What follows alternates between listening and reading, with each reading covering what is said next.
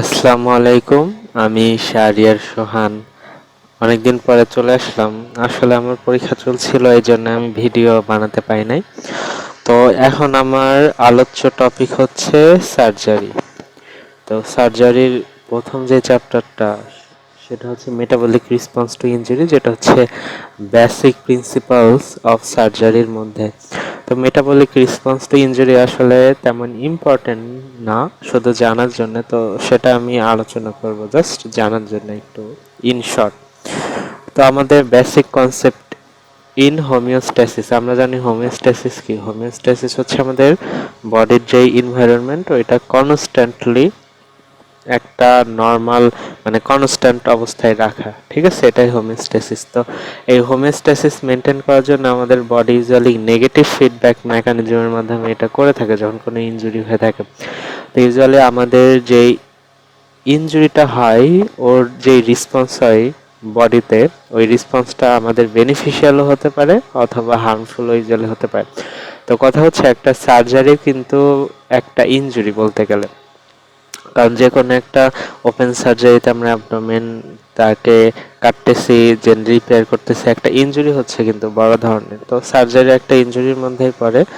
তো ইউজুয়ালি আমাদের যখন বডিতে ছোটোখাটো কোনো ইনজুরি হয়, বডিটা তৈরি করে নেগেটিভ ফিডব্যাকের মাধ্যমে সেটাকে রিপেয়ার করার। বাট ইনজুরিটা যদি অনেক বড় হয় তাহলে নেগেটিভ ফিডব্যাকের মাধ্যমে সেটা রিপেয়ার করতে পারে না। তো সেই ক্ষেত্রে আমরা সার্জারি করি, এটাকে বলা হয় ওপেন লুপ, ঠিক আছে। আমরা সার্জারি করে বা ওপেন লুপের মাধ্যমে বডির ওই যেই ড্যামেজটা ওটাকে কমাই ফেলি, যার কারণে আমাদের বডিদের নেগেটিভ যে ফিডব্যাক মেকানিজম ওইগুলোর মাধ্যমে বডি আবার রিপেয়ার করতে পারে। তো একটা সার্জারির স্টেপস ইউজুয়ালি মেনি স্টেপস তিনটা, একটা হচ্ছে রিসাসিটেশন, একটা সার্জিক্যাল ইন্টারভেনশন, একটা ক্রিটিক্যাল কেয়ার। রিসাসিটেশনটা কি? যখন একটা পেশেন্ট আসবে, সে হয়তো হেমোরেজ বা হাইপোভলিউমিয়া নিয়ে আসতে পারে। তো সেই ক্ষেত্রে আমাদের দেখা যাচ্ছে প্রথমেই কিন্তু তার যেই হাইপোভলিউমিয়া বা হাইপোটেনশন ওটা মেনলি আমরা রিপেয়ার করব, কারণ না হলে পেশেন্টটা তো হাইপোভলিউমিক শকে চলে যাবে। তো সেই ক্ষেত্রে দেখা যাচ্ছে আমরা ইন্টারভেনাস ফ্লুইড দিচ্ছি, এটা হচ্ছে রিসাসিটেশন। তারপরে সার্জিক্যাল ইন্টারভেনশন, দেখা যাচ্ছে একটা পেশেন্ট আসছে, তার কোনো অ্যাক্সিডেন্ট হয়েছে, তার অর্গানে ড্যামেজ, তার ব্লিডিং হচ্ছে। তো আমরা রিসাসিটেশন করলাম, কিন্তু আমরা যদি ওই সার্জারি দিয়ে ওই হেমোরেজটাকে রিপেয়ার না করলাম, ওই দিক থেকে কিন্তু ব্লিডিং হতে থাকবে। তো পেশেন্টের রিসাসিটেশন দিয়ে কোনো লাভ নাই। তো সেকেন্ড স্টেপস হচ্ছে সার্জিক্যাল ইন্টারভেনশন, মানে রিসাসিটেশন দিব, অ্যাট এ টাইম আমরা সার্জিক্যাল ইন্টারভেনশন করে ওই ড্যামেজ টিস্যু বা অর্গানটা রিপেয়ার করব। থার্ড হচ্ছে ক্রিটিক্যাল কেয়ার। ক্রিটিক্যাল কেয়ার মানে হচ্ছে অর্গান সাপোর্ট। আমরা যেমন ওই পেশেন্টের সার্জারি করব, পেশেন্টের অর্গান সাপোর্টের প্রয়োজন হবে। যেমন আমরা যদি লাংসে কোনো সার্জারি করে, পেশেন্টের কিন্তু লাংসে ঠিক মতো নিঃশ্বাস নিতে পারবে না, সেই ক্ষেত্রে আমরা বাইরে থেকে অক্সিজেন সাপ্লাই দিচ্ছি, বা যে কোনোভাবে দেখা যাচ্ছে ইউরিনারি কোনো সার্জারিতে আমরা ক্যাথেটার দিচ্ছি, এগুলো হচ্ছে অর্গান সাপোর্ট। তো এটা হচ্ছে একটা সার্জারির স্টেপস। তো the graded nature of the injury response, ঠিক আছে। তো ইউজুয়ালি আমাদের সার্জারিতে প্রথমে এখানে তেমন কিছু নাই, নর্মালি যা কিছু হয় আমরা সবই জানি, এগুলো আর বলতেছি না। তো আমাদের যখন একটা ইনজুরি হয় তখন আমাদের বডিতে কিন্তু প্রথমে কিছু ইনফ্ল্যামেটরি সাবস্টেন্স রিলিজ হয়। মেনলি আমাদের ইমিউনিটি সেল থাকে, যেমন হচ্ছে ম্যাক্রোফেজ, নিউট্রোফিল, ডেনড্রাইটিক সেল। এইগুলো কি করে, যখন কোনো ইনজুরি হয় তখন এগুলো তাদের কিছু ইনফ্ল্যামেটরি সাইটোকাইনস রিলিজ করে, যার কারণে একটা ইনফ্ল্যামেশন তৈরি হয়। তো এটা কিছুদিন পরে আবার অ্যান্টি ইনফ্ল্যামেটরি হয়ে যায়, ওটাকে বলা হয় কার্স সংক্ষেপে। মেন ফর্ম হচ্ছে compensatory anti inflammatory response syndrome. তো কম্পেনসেটরি অ্যান্টি ইনফ্ল্যামেটরি রেসপন্স মানে এখানে ইনফ্ল্যামেশনটা রিডিউস হয়ে যাচ্ছে। তো ইনফ্ল্যামেশন যখন রিডিউস হয়ে যাচ্ছে তখন কিন্তু আমাদের ইনফ্ল্যামেশনটা কমে যখন যায়, বডির ইনফেকশনের প্রতি রেজিস্ট্যান্সটাও কমে যায়, সেই ক্ষেত্রে সিভিয়ার ইনফেকশনও হতে পারে। এখানে হচ্ছে নিউরো এন্ডোক্রাইন রেসপন্স। তো নিউরো এন্ডোক্রাইন রেসপন্সের দুইটা ফেজ আছে, একটা হচ্ছে অ্যাকিউট ফেজ, একটা ক্রনিক ফেজ। তো অ্যাকিউট ফেজে আমাদের নিউরোএন্ডোক্রাইনের যেসব হরমোন ওইগুলোর রিলিজ অনেক বেড়ে যায়, যেমন হচ্ছে আমাদের কর্টিসল, গ্লুকাগন, অ্যাড্রেনালিন। মেনলি আমাদের পিটুইটারি স্টিমুলেট হয়, হয়ে এইগুলো বেড়ে যায়। আর ক্রনিক ফেজ হচ্ছে এগুলো কমে যায়, ঠিক আছে, এগুলো কমে যায়, সেরাম লেভেলে অনেক কম পায়, আমাদের ক্রনিক মাসেল ওয়েস্টিংও হতে পারে। তো কি কি হরমোন আসলে কি কি ভাবে রিলিজ হয় এটা আমরা জানি আর বলতেছি না। তো এরপরে এইখানে কিছু এন্ডোক্রাইন আছে, যেমন হচ্ছে আমাদের ম্যাক্রোফেজ থেকে কিন্তু ইন্টারলিউকেন 1, ইন্টারলিউকেন 6, ইন্টারলিউকেন 8 এছাড়া টিউমার নেক্রোসিস ফ্যাক্টর রিলিজ হয়। ঠিক আছে, তো এটা কি করে আমাদের মেনলি যেটা ইন্টারলিউকেন 1 ওটা আমাদের হাইপোথ্যালামাসে যায়, গিয়ে আমাদের জ্বর করে, পাইরেক্সিয়া করে। এরপরে আসে হচ্ছে সিস্টেমিক ইনফ্ল্যামেটরি রেসপন্স সিনড্রোম, যেটাকে সংক্ষেপে SIRS বলা হয়। তো সিস্টেমিক ইনফ্ল্যামেটরি রেসপন্স সিনড্রোম কেন হয়? মেনলি আমাদের যেসব ম্যাক্রোফেজ থাকে ওইখান থেকে কিছু ইনফ্ল্যামেটরি সাবস্টেন্স রিলিজ হয়, মানে প্রো ইনফ্ল্যামেটরি সাবস্টেন্স, যেমন ইন্টারলিউকেন 1, 6, টিউমার নেক্রোসিস ফ্যাক্টর। তো এইগুলো কিছুদিন থাকে, তো তারপরেই আবার ওইগুলোর অ্যান্টাগনিজম রিলিজ হয়। ঠিক আছে, অ্যান্টাগনিজম হচ্ছে ইন্টারলিউকেন 1 আর এ টিউমার নেক্রোসিস ফ্যাক্টর আর এর ফুল ফর্ম হচ্ছে ইন্টারলিউকেন 1 রিসেপ্টর অ্যান্টাগনিস্ট আর tumour necrosis factor soluble receptor. তো এইগুলা রিলিজ হওয়ার পরে ওইগুলোর অ্যাকশন কমে যায়, আলটিমেটলি ওটা অ্যান্টি ইনফ্ল্যামেটরি রেসপন্সে চলে যায়, যেটাকে বলা হয় কাউন্টার ইনফ্ল্যামেটরি রেসপন্স সিনড্রোম। তো ইউজুয়ালি এই সময় আমাদের লিভার থেকে অনেক ধরনের অ্যাকিউট ফেজ প্রোটিন রিলিজ হয়। ঠিক আছে, তো অ্যাকিউট ফেজ প্রোটিন আসলে কেন রিলিজ হচ্ছে আমি বলি, এটা আমি মুখে বললে আরো ইজি হবে। সেটা হচ্ছে আমাদের বডিতে যখন কোনো ইনজুরি হবে তখন কিন্তু বডি থেকে বিভিন্ন যেই সব সাবস্টেন্স আছে, ইনফ্ল্যামেটরি মিডিয়েটরস আছে, যেমন সেল আছে ম্যাক্রোফেজ, ডেন্ড্রাইটিক সেল, ওইগুলো বিভিন্ন মিডিয়েটরস রিলিজ করে, যেমন হচ্ছে ইন্টারলিউকেন 1, ইন্টারলিউকেন 6। তো এইগুলো কি করবে, এইগুলো হচ্ছে আমাদের গ্লুকোজের রিলিজটা অনেক কমিয়ে দেয়, এবং আমাদের যে গ্লুকোজ ট্রান্সপোর্টার আছে গ্লুট 2 মেনলি গ্লুট 4 ওটাকে সাপ্রেশন করে দেয়। তো যখন গ্লুট 4কে সাপ্রেশন করে দেয় তখন আমাদের গ্লুকোজটা ইউজুয়ালি সেলের মধ্যে ঢুকতে পারে না। আলটিমেটলি কি হয়, সেলের গ্লুকোজ লেভেল অনেক কমে যায় এবং আমাদের ব্লাডের গ্লুকোজ লেভেল অনেক বেড়ে যায়। তো ব্লাডের গ্লুকোজ লেভেল অনেক বেড়ে যায় বলে হাইপারগ্লাইসেমিয়া ডেভেলপ করে। তো ইনসুলিন এখানে কাজ করতেছে না, এটা হচ্ছে ইনসুলিন রেজিস্ট্যান্ট সিনড্রোম। ঠিক আছে, বা ইনসুলিন রেজিস্ট্যান্স বলা যায়, যেটা সার্জারির পরে হয়। তো ইনসুলিন রেজিস্ট্যান্ট যখন হচ্ছে, আমরা জানি ইনসুলিনের একটা ফাংশন হচ্ছে আমাদের মাসেল সেলের মধ্যে প্রোটিন এবং ফ্যাটকে নিয়ে বা গ্লুকোজকে নিয়ে স্টোর করা। তো ইনসুলিন যেহেতু নাই, মানে ইনসুলিন তো একটা অ্যানাবলিক হরমোন, তো ইনসুলিন যেহেতু নাই সেহেতু আমাদের মাসেল থেকে প্রোটিন বের হয়ে আসবে, ফ্যাট বের হয়ে আসবে। ঠিক আছে, এবং গ্লুকোজও বের হয়ে আসবে, যার কারণে আমাদের ব্লাডে হাইপারগ্লাইসেমিয়া হবে এবং আমাদের ব্লাডে প্রোটিন বেড়ে যাচ্ছে, ফ্যাট বেড়ে যাচ্ছে। তো দেখা যাচ্ছে আমাদের সেল থেকে যখন এইগুলা কমে যাচ্ছে প্রোটিন এবং ফ্যাট, এই ফ্যাট প্রোটিনগুলো মেটাবোলাইজড হয়ে আমাদের কিন্তু ইউরিনের মাধ্যমে আবার বেরও হয়ে যাচ্ছে শরীর থেকে নাইট্রোজেনাস সাবস্টেন্স রূপে। আমরা জানি প্রোটিন ব্রেকডাউন করলে নাইট্রোজেনাস সাবস্টেন্স যেমন অ্যামোনিয়া, ইউরিয়া এগুলো প্রডিউস হয়। এইগুলোর মাধ্যমে আমাদের বডি থেকে আসলে এইসব প্রোটিন নাইট্রোজেনাস সাবস্টেন্স হিসেবে বের হয়ে যায়। তো তখন কি হয়, আমাদের এই বডিতে যেই নাইট্রোজেনাস সাবস্টেন্স মেনলি প্রোটিনের যেই ঘাটতি, এই ঘাটতিটা পূরণ করার জন্য লিভার তখন সবকিছু আপার হ্যান্ডে নেয়। লিভার কিছু প্রোটিন সিনথেসিস করে, যেগুলো অ্যাকিউট ফেস রেসপন্স নামে পরিচিত, মানে অ্যাকিউট ফেস প্রোটিন। তো অ্যাকিউট ফেস প্রোটিনটা অ্যাকচুয়ালি আমাদের লিভার থেকে প্রডিউস হয়ে থাকে। তো অ্যাকিউট ফেস প্রোটিন প্রডিউস করার জন্য মেনলি ইন্টারলিউকেন 6 এবং কর্টিসল হেল্প করে। মানে ইন্টারলিউকেন 6টা গিয়ে লিভারকে স্টিমুলেট করে, লিভার তখন আমাদের যে বডির অ্যালবুমিন কমে যাচ্ছে, মানে প্রোটিন কমে যাচ্ছে, নাইট্রোজেনাস সাবস্টেন্সের বডি থেকে বের হয়ে যাচ্ছে আগে বললাম, তো তখন প্রোটিনের একটা যে ঘাটতি ওটা পূরণ করার জন্যই লিভার তখন অ্যাকিউট ফেস প্রোটিন রিলিজ করে। তো অ্যাকিউট ফেস প্রোটিন আবার 2S শর্ট বলা হয়। এটা কি করে, এটা একদিক থেকে আমাদের টিস্যু রিপেয়ার করতেছে, ঠিক আছে, আর একদিকে যে অ্যাকিউট ফেস প্রোটিন আমাদের তৈরি করতেছে, অ্যাকিউট ফেস প্রোটিনটা কিন্তু তৈরি করার জন্য অনেক এনার্জি দরকার হয়, এবং আমাদের যে ফ্যাট টিস্যু বডিতে থাকে ওই ফ্যাট টিস্যুটা মেনলি সে ইউটিলাইজ করে, বা নন লিন যেসব টিস্যু থাকে এইসব টিস্যু ইউটিলাইজ করে তারা অ্যাকিউট ফেস প্রোটিন প্রডিউস করে। অ্যাকিউট ফেস প্রোটিন কেন প্রডিউস হচ্ছে জানলাম, যে আমাদের শরীরে অ্যালবুমিন কমে যাচ্ছে, তাই এটা কম্পেনসেট করার জন্য লিভার আসলে অ্যাকিউট ফেস প্রোটিন রিলিজ করে। তো আমাদের একটা ইনজুরি ফিজিওলজিক্যাল কিছু রেসপন্স আছে, মানে ফিজিক্যাল রেসপন্স যখন ইনজুরি হয় বা সার্জারি হয়, সার্জারি কিন্তু ওয়ান কাইন্ড অফ ইনজুরি আগে বললাম। তো তখন আমাদের কি হয়, ইমমোবিলিটি হয়, অ্যানোরেক্সিয়া হয়, ক্যাটাবলিজম হয় মেনলি।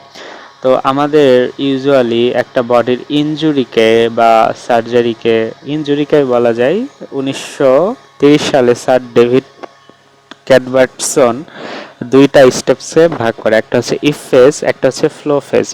যেটা ইফ ফেজ এখানে চলে আসে যে ইফ ফেজে ইউজুয়ালি কিছু ঘন্টা পর্যন্ত থাকে, মেনলি হচ্ছে 48 ঘন্টা পর্যন্ত, মানে 1 থেকে 2 দিন, 24 থেকে 48 ঘন্টা।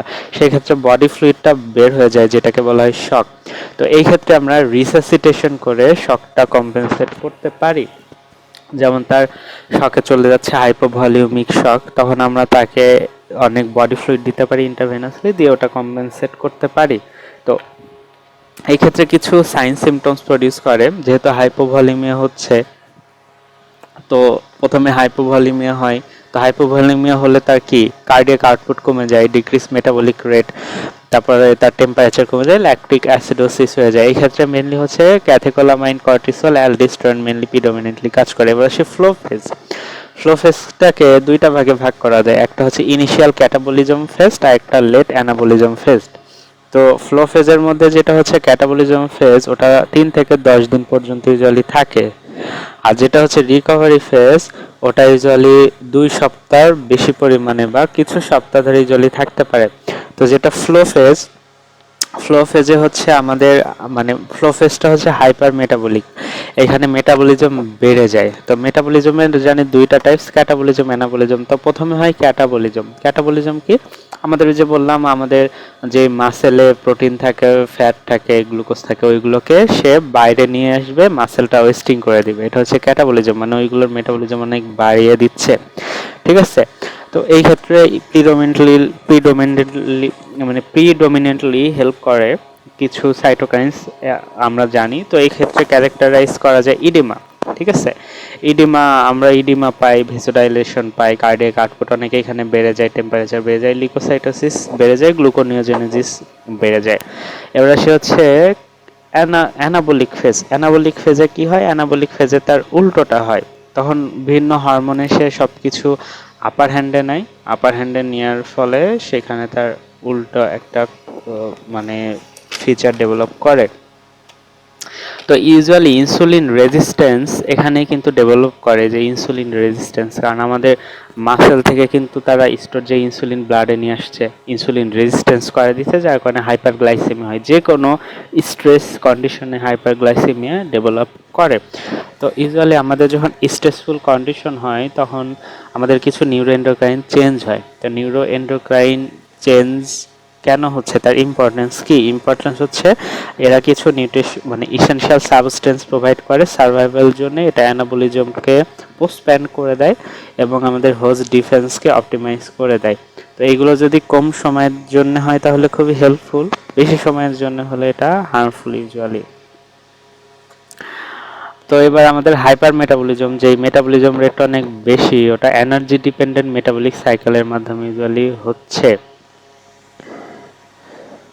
তো এবার এসে হচ্ছে মাসেল, এখানে ইউজুয়ালি তেমন কিছু নাই, আমাদের muscle protein turn over rate যেটা, ঠিক আছে, আমাদের muscle protein turn over rate mainly হচ্ছে আমাদের স্কেলেটাল, এখানে আমাদের মাসেল প্রোটিন যেটা turn over rate usually 1 to 2% হয়ে থাকে। তো আমাদের যেই মাসেল প্রোটিন, মেনলি যে মাসেল প্রোটিনটা ওয়েস্টিং হচ্ছে, মেন ওয়েস্টিং এর সাইট হচ্ছে স্কেলেটাল মাসেল থেকে মেন মাসেল ওয়েস্টিং হয়। এছাড়াও আমাদের রেসপিরেটরি মাসেল থেকে হতে পারে, গাট থেকে হতে পারে। তো যখন এই স্কেলেটাল মাসেল, রেসপিরেটরি মাসেল, গাট মাসেল থেকে মাসেল ওয়েস্টিং হচ্ছে, তখন আমরা ইউরিনের নাইট্রোজেনাস সাবস্টেন্সটা পাই। তো যখন হচ্ছে এই রেসপিরেটরি মাসেলে মাসেল ওয়েস্টিং হবে, তখন কিন্তু পেশেন্টের অনেক হাইপো ভেন্টিলেশন ডেভেলপ করবে, যার কারণে চেস্ট ইনফেকশন হতে পারে। আর গাটের যখন মাসেল ওয়েস্টিং হবে, গাটের মোটিলিটি ইউজুয়ালি কমে যাবে। তো আমরা যখন ইউরিনে নাইট্রোজেন 14 থেকে 20 গ্রাম পার ডে পাবো, তখন আমরা বুঝবো যে তার শরীরের 500 গ্রাম স্কেলেটাল মাসেল ওয়েস্টিং হচ্ছে। তো আমাদের যে প্রোটিনটা ওয়েস্টিং মেটাবলিজম হচ্ছে, ওটা আসলে 3টা পাথওয়ের মাধ্যমে মেটাবলিজম হয়। একটা হচ্ছে এটিপি ডিপেন্ডেন্ট ইউবিকুইটিন প্রোটিওজম পাথওয়ে, আর একটা হচ্ছে লাইসোজোমাল ক্যাথেপসিন পাথওয়ে, এবং থার্ড হচ্ছে ক্যালসিয়াম ক্যালপেইন পাথওয়ে। তো মেন হচ্ছে এটিপি ডিপেন্ডেন্ট ইউবিকুইটিন প্রোটিওজোম পাথওয়ে, এর মাধ্যমে আমাদের প্রোটিনটা ভেঙে অ্যামিনো অ্যাসিডে কনভার্ট হচ্ছে। ওই অ্যামিনো অ্যাসিডটা আলটিমেটলি নাইট্রোজেনাস সাবস্টেন্সে কনভার্ট হয়ে আমাদের বডি থেকে বের হয়ে যাচ্ছে। এটা কেন হচ্ছে? কারণ যে কোনো সিভিয়ার ইনজুরির ক্ষেত্রে আমরা জানি যে ইনসুলিন কমে যায়, তার ক্যাটাবলিজম বেড়ে যায়, মাসেল ওয়েস্টিং হয়, পেশেন্টকে ইমমোবিলাইজ করে রাখা হয়। তো ইমমোবিলাইজ করে রাখলেও কিন্তু মাসেল ওয়েস্টিং হয়। তো মাসেল থেকে তখন কি হয়, প্রোটিনগুলো ব্লাডে চলে আসে, ওইগুলো ডেভেলপ হয়। আর পেশেন্টটা যদি মেনলি যখন মেজর সার্জারিতে যায়, পেশেন্ট কিন্তু খাইতে পারে না, স্টারভেশন। তো তার বডির যেই সব গ্লুকোজ নিড, আমাদের ব্রেন বা যেসব গ্লুকোজের দরকার, ওইগুলো কিন্তু প্রোভাইড করার জন্য আমাদের যখন স্টোরড গ্লাইকোজেন প্রথমে নিয়ে আসে, তারপর প্রোটিন নিয়ে আসে, তারপরে ফ্যাট নিয়ে আসে, এই কারণে মাসেল ওয়েস্টিং হয়। তো ইউজুয়ালি আমাদের স্কেলেটাল মাসেলের টার্ন ওভার রেট হচ্ছে 1 থেকে 2% পার ডে। আমাদের শরীরে স্কেলেটাল মাসেলের সব থেকে বেশি, কিন্তু টার্ন ওভার রেট কিন্তু খুবই কম। আর লিভারের টার্ন ওভার রেট হচ্ছে অনেক বেশি, 10 to 20% পার ডে। আমাদের লিভারের টার্ন ওভার রেট কিন্তু সব থেকে বেশি, কিন্তু এর ম্যাজ অনেক কম, মাত্র 1.5 কেজি। তো ইউজুয়ালি আমাদের liver main site of protein synthesis. তো লিভার হচ্ছে আমাদের কিছু স্ট্রাকচারাল প্রোটিনও রিলিজ করে, কিছু ক্যারিয়ার প্রোটিনও রিলিজ করে। তো স্ট্রাকচারাল ক্যারিয়ার প্রোটিনের অনুপাত থাকে 50:50। তো ক্যারিয়ার প্রোটিনের মধ্যে মেন হচ্ছে অ্যালবুমিন। তো অ্যালবুমিন যতটুকু সিনথেসিস হয়, তার থেকে তার স্কেপ রেট অনেক বেশি। মানে অ্যালবুমিন আমাদের বডি থেকে বের হয়ে যাচ্ছে যতটুকু, তার থেকে সিনথেসিসটা অনেক কম। ইউজুয়ালি যতটুকু সিনথেসিস হয় তার 10 গুণ আমাদের বডি থেকে অ্যালবুমিনটা বের হয়ে যায়। বডি বলতে অ্যাকচুয়ালি আমাদের যে ব্লাড ভেসেলস থেকে স্কিপ করে টিস্যুতে চলে আসে। তো যখন কোনো ইনফ্ল্যামেশন হয়, তখন আমাদের ভাস্কুলার পারমেবিলিটি বেড়ে যাওয়ার জন্য এটা 3 ফল্ড মানে 30 গুণ বেড়ে যায় আমাদের সিনথেসিসের তুলনায়। তো যখন 30 গুণ বেড়ে যায় ইনফ্লামেশনে, তখন আমাদের বডি তো মানে কম্পেনসেট করতে চায় হোমিওস্ট্যাসিসের জন্য, যে আমাদের ব্লাডের যেই অ্যালবুমিন কমে যাচ্ছে, মানে প্রোটিন কমে যাচ্ছে, তখন কিন্তু আমাদের লিভারটা চাই ওই অবস্থা আমি কম্পেনসেট করব। তখন মেনলি ইন্টারলিউকেন-6 এছাড়াও কর্টিসল, ওইগুলো আমাদের লিভারকে স্টিমুলেট করে যে তুমি প্রোটিন দাও। তখন লিভার কি করে, কিছু অ্যাকিউট প্রোটিন রিলিজ করে ওটা কম্পেনসেট করার জন্য, যেটাকে অ্যাকিউট ফেজ প্রোটিন বলা হয়। যেমন হচ্ছে ফিব্রিনোজেন সি রিঅ্যাক্টিভ প্রোটিন, ওইগুলো হচ্ছে আমাদের ব্লাডে তখন বেড়ে যায়। এই কারণে যে কোনো ইনফেকশন বা ইনফ্লামেশনে কিন্তু আমরা অ্যাকিউট ফেজ প্রোটিন ব্লাডে অনেক বেশি পাই। তো অ্যাকিউট ফেজ প্রোটিনটা আসলে পুরোপুরি অ্যালবুমিন বা যেসব প্রোটিন লস হচ্ছে তার পুরোটাই কম্পেনসেট করতে পারে না। এই জন্য আমাদের অবশ্যই প্রোটিন সাপ্লিমেন্টেশন দিতে হয়। তো এই সি রিঅ্যাক্টিভ প্রোটিন যেগুলো মানে লিভার তৈরি করতেছে অ্যাকিউট ফেজ প্রোটিন, ওগুলোকে বলা হয় পজিটিভ অ্যাকিউট ফেজ প্রোটিন। আর যেটা অ্যালবুমিন বের হয়ে গেল বডি থেকে, ওটাকে বলা হয় নেগেটিভ অ্যাকিউট ফেজ রিঅ্যাক্টেন্স বা নেগেটিভ প্রোটিন, এক কথায় বলে দিলে হয়। তো এইগুলো 2 এর শর্ট বলা হয়, কারণ এগুলো মানে যেগুলো হচ্ছে অ্যাকিউট ফেজ প্রোটিন, ওইগুলোকে 2 এর শর্ট বলা হয়, কারণ এগুলো একদিক থেকে রিকভারি করতেছে, ঠিক আছে, কিন্তু আরেক দিক থেকে এগুলো আমাদের যে লিন টিস্যু ওইগুলোর এক্সপেন্ড মানে খরচ করতেছে, এবং এনার্জি রিসোর্সও অনেক খরচ করে ওইগুলো তৈরি হচ্ছে। এবার সেই ইনসুলিন রেজিস্ট্যান্স আসলে আমাদের কিভাবে হয়, আগেই বললাম কিছু সাইটোকাইন্স রিলিজ হয়। সাইটোকাইন্সগুলো আসলে গ্লুকোজ ট্রান্সপোর্টার প্রোটিন, যেটা GLUT2 বা GLUT4 ওটাকে ইনহিবিট করে দেয়, এবং আমাদের ইনসুলিনের প্রতি সেন্সিটিভিটি কমায় দেয় গ্লুকোজের, যার কারণে আমাদের হাইপারগ্লাইসেমিয়া হয়। তো হাইপারগ্লাইসেমিয়া আসলে আমাদের মানে ইনজুরির সিভিয়ারিটির উপর ডিপেন্ড করে। যেমন আমাদের ইনজুরি যদি 2 উইকস পর্যন্ত আমাদের হাইপারগ্লাইসেমিয়া থাকতে পারে আপার অ্যাবডোমিনাল সার্জারির ক্ষেত্রে। আর এই ক্ষেত্রে সার্জারির পরে যে হাইপারগ্লাইসেমিয়া হয়, ওটা অনেক সময় টাইপ 2 ডায়াবেটিস মেলাইটাসের মতো তারা মানে ক্যারেক্টারিস্টিক্স প্রডিউস করে। তো এই ক্ষেত্রে আমরা ইন্ট্রাভেনাস ইনসুলিন দিব। তো ইন্ট্রাভেনাস ইনসুলিনটা দুইভাবে দেওয়া যায়, একটা হচ্ছে ইনটেনসিভ অ্যাপ্রোচ, আর একটা হচ্ছে কনজারভেটিভ অ্যাপ্রোচ। ইনটেনসিভ অ্যাপ্রোচটা হচ্ছে আমরা স্লাইডিং স্কেলে মানে দিতেই থাকি, ঠিক আছে। এই ক্ষেত্রে হচ্ছে আইসিইউ পেশেন্টদেরকে ইউজুয়ালি দেওয়া হয়, এই ক্ষেত্রে হাইপোক্যালসিমিয়ার একটু রিস্ক থাকে। আর কনজারভেটিভ হচ্ছে ভালো, আমার যেটা মনে হচ্ছে কনজারভেটিভ পদ্ধতিতে কি, ওই পেশেন্টের যখন ব্লাড গ্লুকোজ লেভেল বেশি থাকবে তখন আমরা ইনসুলিন দিব, যখন ব্লাড গ্লুকোজ লেভেলটা আবার নর্মালি আসবে তখন আমরা ইনসুলিনটা আবার ডিসকন্টিনিউ করব। মানে এইভাবে যখন বাড়বে দিব, আবার ডিসকন্টিনিউ করব। ইউজুয়ালি আমরা জানি যে আমাদের যে ফ্যাট মানে প্রোটিন মেটাবলাইজ হচ্ছে, ওই ক্ষেত্রে প্রোটিনের মেটাবলিজমের পরে আমরা নাইট্রোজেন পাই ইউরিনে। তো আমরা যখন ইউরিনে কতটুকু নাইট্রোজেন পাইলে আমরা বুঝবো যে কতটুকু মাসেল তার ওয়েস্টিং হচ্ছে। ইউজুয়ালি আমাদের 1 গ্রাম নাইট্রোজেন 6.25 গ্রাম প্রোটিনে থাকে। তো 6.25 গ্রাম প্রোটিন আমাদের বডির 36 গ্রাম ওয়েট দেয়। ইউজুয়ালি দেখা যাচ্ছে প্রোটিনের সাথে কিছু ওয়াটার বা আদার সাবস্টেন্স মিলে আমাদের 36 গ্রাম ওয়েট দিচ্ছে। তো যখন আমরা ইউরিনে 1 গ্রাম নাইট্রোজেন পাবো, আমরা বুঝবো তার 36 গ্রাম ওয়েট ইউজুয়ালি লস হচ্ছে। তো এই 36 গ্রাম ওয়েট যেটা লস হচ্ছে, এর হচ্ছে 6.25 প্রোটিনটা ইউজুয়ালি লস হয়ে যায়। ঠিক আছে,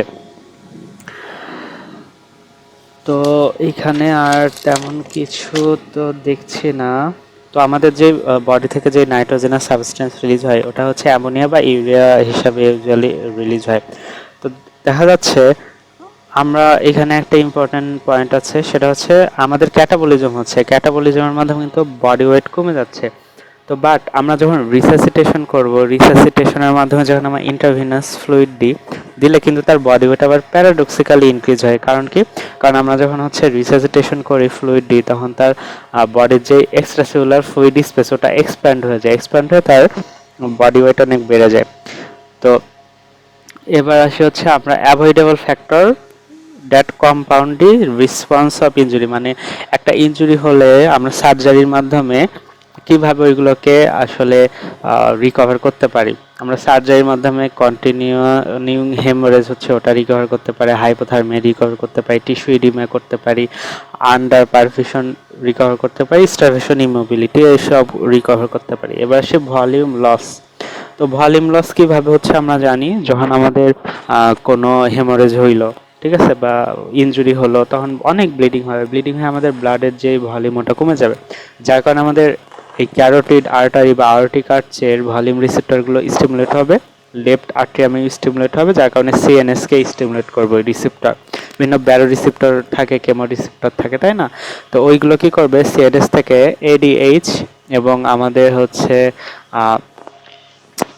অ্যালডোস্টেরন রিলিজ করবে। তো এডিএইচ অ্যালডোস্টেরন ইউজুয়ালি আমাদের ওই ওয়াটার রিটেনশন, এডিএইচ মানে অ্যান্টিডাইউরেটিক হরমোন, আর অ্যালডোস্টেরন হচ্ছে ভেসোকনস্ট্রিকশন করে সোডিয়াম ওয়াটার রিটেনশন করে ব্লাড ভলিউম অনেক বাড়িয়ে দেয়। তো যখন ব্লাড ভলিউম অনেক বাড়িয়ে দিবে আর প্রস্রাব কমিয়ে দিবে, তখন অলিগিউরিয়া ডেভেলপ করবে। পেশেন্টের ইউজুয়ালি অলিগিউরিয়া এমন থাকবে না। তো এই ক্ষেত্রে ইউজুয়ালি অনেক ইউরিনারি ক্যাথেটার দেওয়া হয়। তো যখন অলিগিউরিয়া ডেভেলপ করবে, আমাদের ওয়াটার রিটেনশন অনেক বেড়ে যাবে, তখন কিন্তু আমাদের পেরিফেরাল ইডিমা আবার ডেভেলপ করবে, মানে কম্পেনসেশন করতে গিয়ে সেই ইডিমা করে ফেলছে।